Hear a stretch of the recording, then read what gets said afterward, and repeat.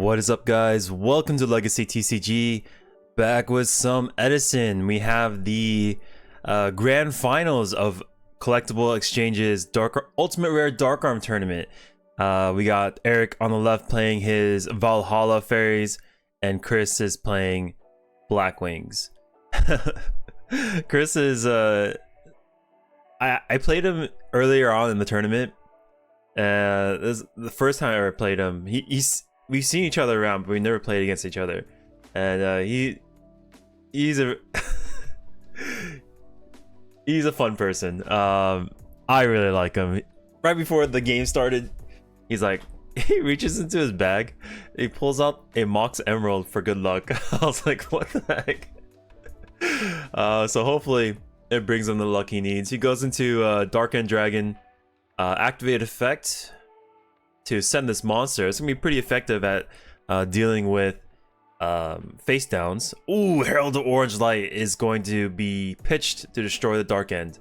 All right, we got 3 Darks engraved, so he may decide to drop a Dark Arm if he has it next turn. That'd be pretty sick.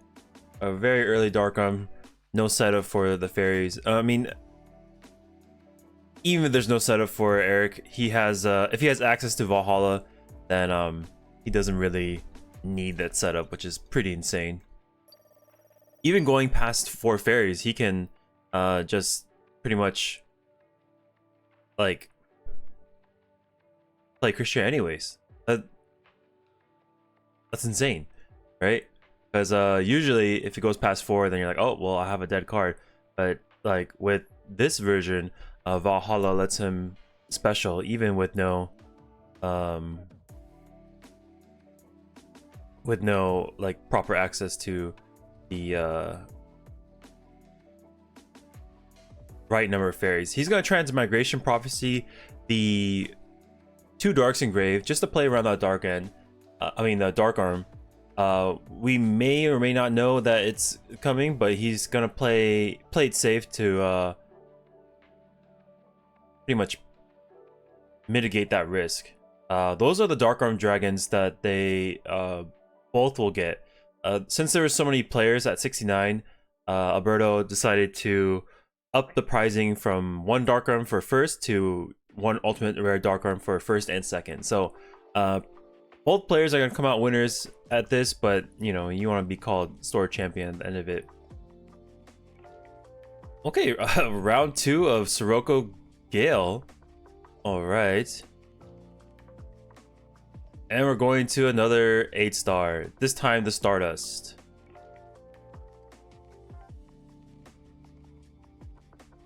Yeah, Transmigration Prophecy is pretty interesting because like it can fix his grave. Oh, there is the Dark Arm. I wonder if it was there last time, but here he is now with the Stardust to boot. It's gonna pop this face down, maybe pop the other face down. Yeah, don't want to mess with it. Even if Gores were to come out, we still have Dark Arm to deal.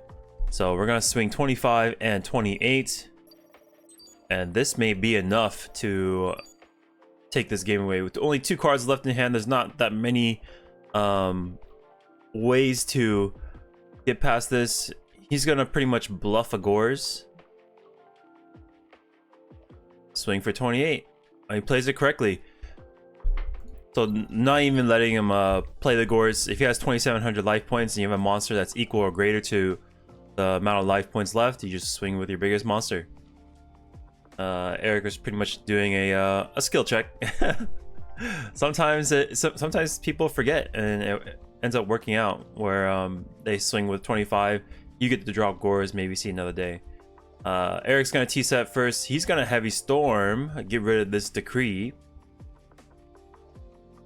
There's that Ultimate Rare Dark Arm Dragon. He had like these little protectors for it like right away. Sleeved it up, or it was already sleeved, he just put it right in there. Set 3 back row. All right. Heavy Storm. Do we have a Starlight Road? No, we do not. Dimensional Prison, Bottomless, and Dust Tornado hit the yard. That is a huge Heavy Storm. Okay, Nova Summoner, DD Warrior Lady, and these guys are gonna go in 14 and 15. 2,900 damage total. And we're gonna pass it over to Chris.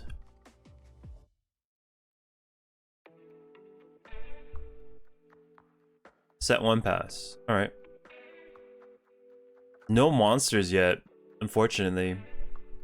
And the beats keep on coming. We go 14 and 3,000. We take all the hits. We're put at 700.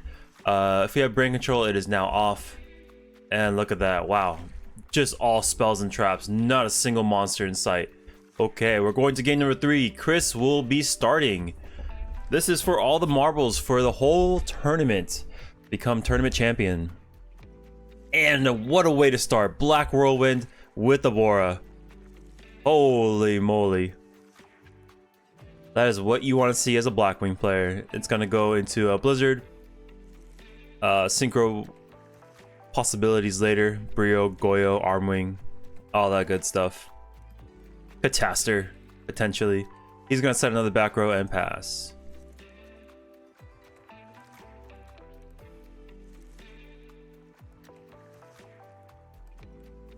Yeah, that's pretty brutal. We gotta get this Whirlwind off the board. If he does not get destroyed, we're gonna be in a world of hurt for game 3.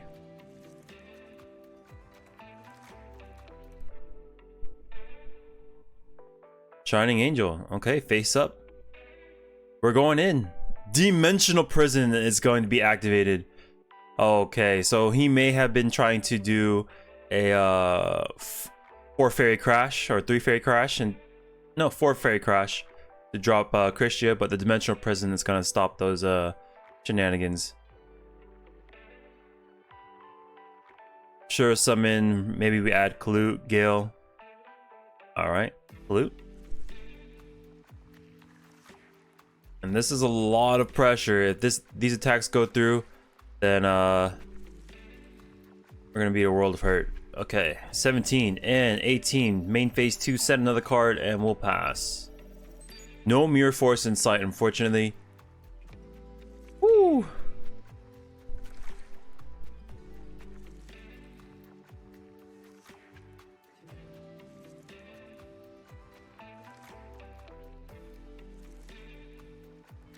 How do we get past this? Dimensional Alchemist would be okay. Freed would be fantastic. Summoner. Dude, I'd be so scared. Like, if he deprisons a second recruiter, we're gonna be in big trouble. He may crash. If he crashes, I'd be tempted to just drop a Kalute onto whatever he's crashing into. But he has 2 targets, so he could just change targets afterwards. If it was 1 target, then it'd be different, but it's 2. Okay, he's gonna Honest Over. Get rid of that nuisance, essentially. Sure, it will get us a Cataster, Armwing, Armor Master. Just a bunch of cards that are just really annoying to deal with. Here's Gale. Chainlink 1, Chainlink 2. Or Chainlink 2, Chainlink 1? Yeah. Whirlwind first, or yeah, Whirlwind first, then Blizzard. So it avoids Bottomless. We're gonna add the value Compulse on Resolutions. Gonna send the Blizzard to hand. Huh. I mean, he could have waited till he synchroed, but maybe it avoids Dark Arm. You know, because he goes into 6, pitches a bunch of darks, brings down the Dark Arm, then we're just dead. Maybe we just play it safe right here. Call it a day. Royal Decree.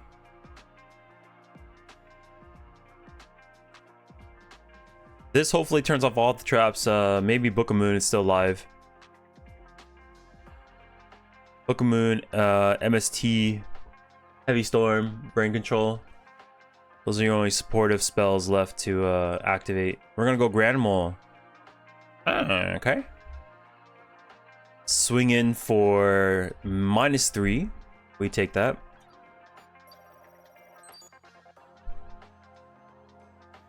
So this Nova Summoner can turn into a Consecrated Light, which is a beast of a card against Blackwings. This card takes no damage. You cannot summon a dark. You yeah, no damage from darks. You can't summon darks. You can't declare attacks with darks. it is pretty annoying. He's gonna bounce the Shura. But that's okay, because we got current Consecrated Light. He cannot normal summon that Shura. He can only set and then flip summon that monster.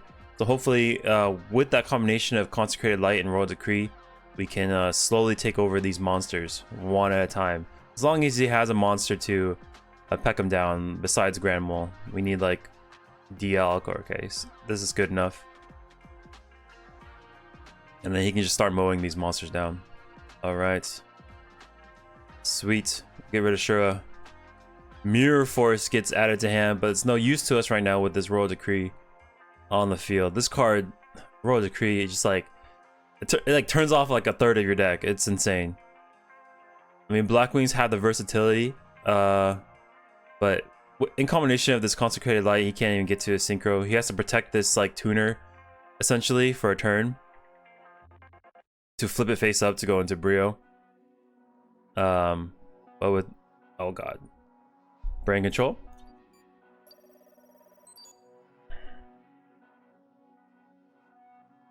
Oh, I was like, did he just synchro? No, he sacks for Christia. And now this is a double barrier. Consecrated Light and Christia, which is pretty gross. Yeah, that's another way to bring out Christia. You just tribute 2 monsters, bring them out. And yeah, so he has multiple ways to bring this card out. You got Valhalla, its own special summon effect, sack for 2. Here's that Book of Moon that can turn off one of these pieces. Maybe we turn off the Consecrated Light. Alright, turn off Consecrated Light. And then we gotta get rid of this Christia. Alright, Sirocco can add a monster. We can add the Clute if we do not have the Clute already in hand.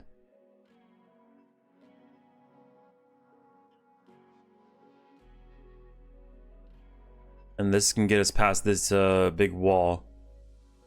Maybe main phase 2. If we get past step A, which is Christia, we can special Gale, send the Consecrated Light, proceed to play the game. Without the traps, but at least we can still summon our monsters, which is fine with us as a Blackwing player. And he's got fissures in there, so he's cooking. I think you just add the Clute if you don't have one already. Gale if you already have the Clute.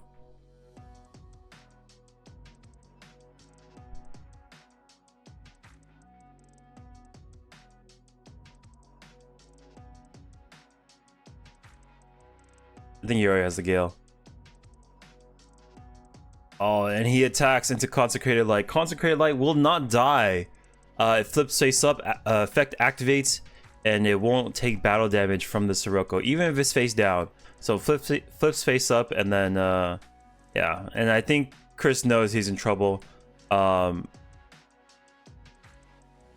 it's gonna be tough, because now he's back to setting. With the Book of Moon gone, we're taking 2,800. Yeah, that's unfortunate. Some players don't know the rules with the Consecrated Light. They don't know how it works. They don't see that card that often. But I think with this setup, Chris is in a tremendous spot. Yeah, and he takes it. So he did have. Look at that. He claps for the winner too. I love that guy. But yeah. So. Let's see, his hand was like all Clute, Shura. Clute was used to oh no, there's a Clute in here somewhere, right? But yeah, it need a double Clute. Maybe he should have added the Gale. I don't know if the other one was in hand. I think it was. He added it with Shura on the first summon. But yeah, if he was able to go over the Christia with Clute, then activate effect after the Christia gets destroyed, we can go into well, I think, yeah, he just needed to add the Gale, swing over Christia, and then special Gale, go into Dark End, send Consecrated Light, and maybe he had a fighting chance to get out of that game. But yeah, this card, it's one hell of a card. It doesn't take battle damage. It it'll flip face up, and then its effect will activate, thus sticking it on the board. But yeah, hell of a run by Eric. With this combination right here is insane. But congratulations to both players.